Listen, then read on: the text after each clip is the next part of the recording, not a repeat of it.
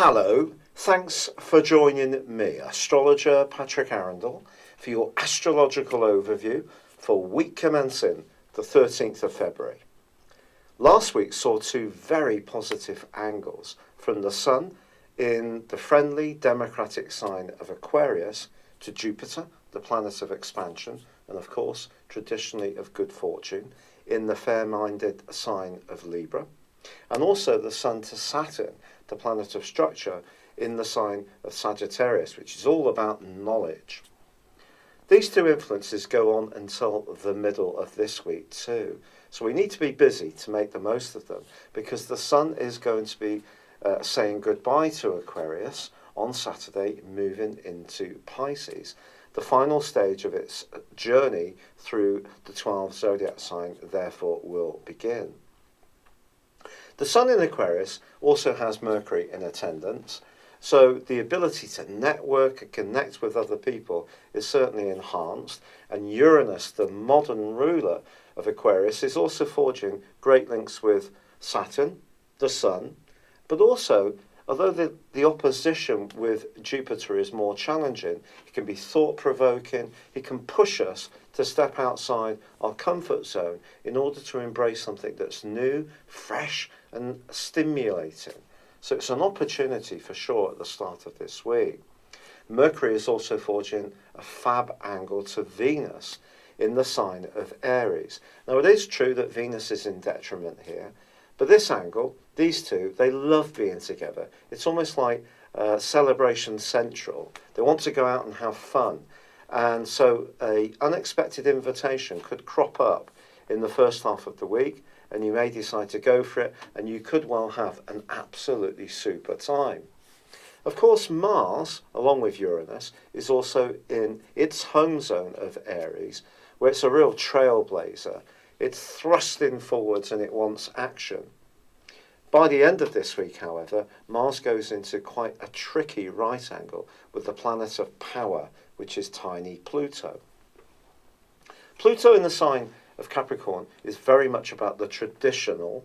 It's about orthodoxy. It's about structures, whether it's in local government, national government, or even in our own lives.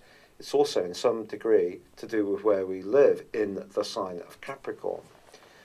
I do feel that the energy of Aries, which is very much a want now, it's a desire-led influence, can see us just revving up and going for it.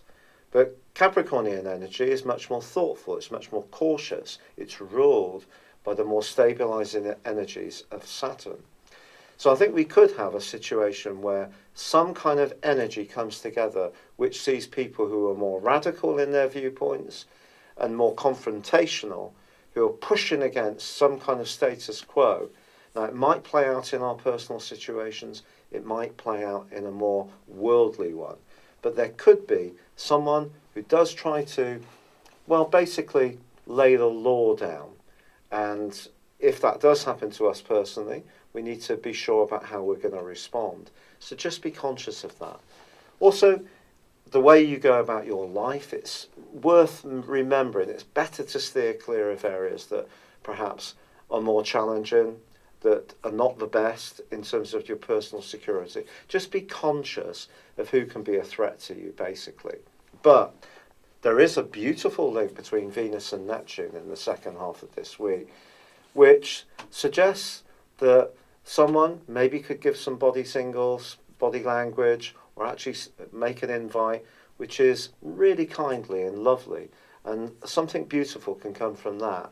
And also the Sun's arrival in Pisces to join up with Neptune is really interesting. The Sun in this location, it's coming to the end of that long journey, but remember Pisces is the accumulation of all the knowledge of the other previous 11 zodiac signs. Pisces is fascinating energy.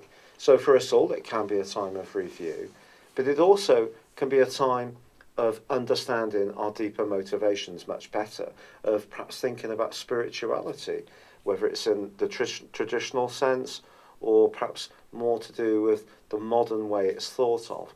But whichever God you look towards, or whichever way you try to manage your life, this Pisces energy can be very healing, can be very supportive, and it can be a gentle energy.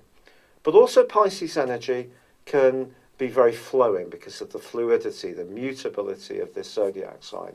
So if things do ebb and flow as this week draws to a close, it wouldn't be a surprise. And just be conscious that there may be this kind of big, powerful energy that's going to play out. And we just need to be a bit cute about how we maneuver our way around this in our own personal situation. The Sun is broadly going to go into opposition with the North Node, which is in the sign of Virgo. And it's just saying to us not to get too washed away with the more idealistic side of our hopes, to stay grounded in the more real side of life, which is practicalities, which comes from the energy of Virgo. It's been a real pleasure being with you. Thank you for joining me. Good luck and goodbye for now.